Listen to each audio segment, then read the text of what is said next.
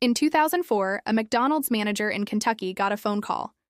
On the other end was a man claiming to be a police officer. He said he had a warrant for the arrest of one of the employees. The reason? Stealing money from the till. The officer said he was on his way, and he ordered the manager to strip search this employee before the cops arrived. And unbelievably, she did it. Even though the manager knew this was completely illegal, she didn't question the authority of the fake cop. Welcome to my channel. Today we're talking about authority bias, our tendency to blindly obey people in positions of power. We all love a good cop show, but this story proves cops aren't the only ones who get our respect. Doctors, lawyers, bosses, teachers, waiters, even Uber drivers. We obey all kinds of authority figures every day. In fact, we look up to them so much that sometimes their opinion becomes our own. In the 1960s, social psychologist Stanley Milgram conducted a series of famous experiments where participants were asked to administer increasingly higher levels of electric shocks to another person. Now, these were fake shocks, but the person receiving them, known as the learner, believed they were real. At first, the learner made some mistakes, and the teacher, aka the participant, would shock them with 45 volts. As the experiment progressed, the learner made fewer mistakes, but the teacher kept shocking them with higher and higher voltages until finally reaching 450 volts, labeled as danger severe shock.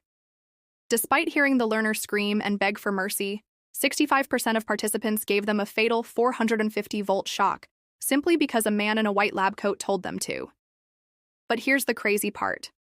In a similar experiment, when the roles were reversed and the teacher had to listen to the authority figure, only 16% of participants were willing to go all the way.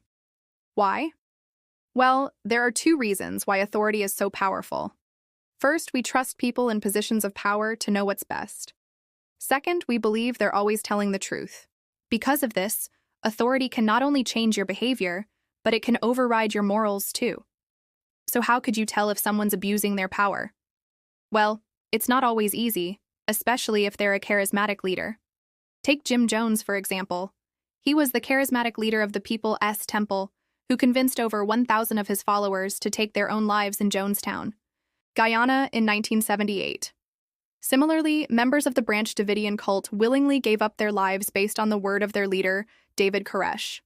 These groups illustrate how authority can cloud our judgment and lead us to do things we never thought possible. You might be thinking, I would never let some cult leader trick me. But remember, it doesn't need to be obvious for us to obey. Sometimes the line between a cult and a company, between a dictator and a daycare provider, is razor thin. Sure, we might laugh at Jones, but think about it. All leaders use some level of charisma to attract followers. But when does that charisma cross the line into brainwashing? Unfortunately, there's no clear line.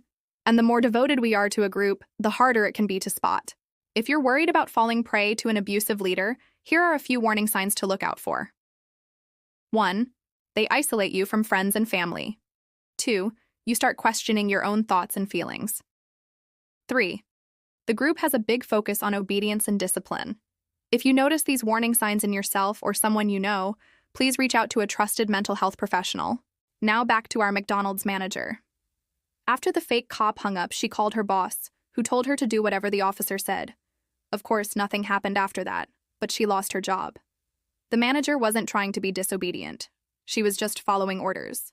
This is called obedience to authority, where we follow the orders of a superior, even if they're morally questionable. In the workplace, obedience to authority can be extremely toxic, especially if your boss is abusive or incompetent. So what can you do to protect yourself? Well, most companies have human resource departments to deal with these issues. If that doesn't work, you can try talking to your coworkers. After all, you're in this together. Ultimately, we all need to remember that just because someone is our boss doesn't mean they're always right. We have a moral obligation to speak up against injustice, even if it means going against the grain. In the end, knowing about authority bias isn't enough. We need to actively work against it. Ask questions, trust your gut, and always remember, do I believe this or am I just obeying authority? That's all for today. Are you glad you watched this video? If so, please like it.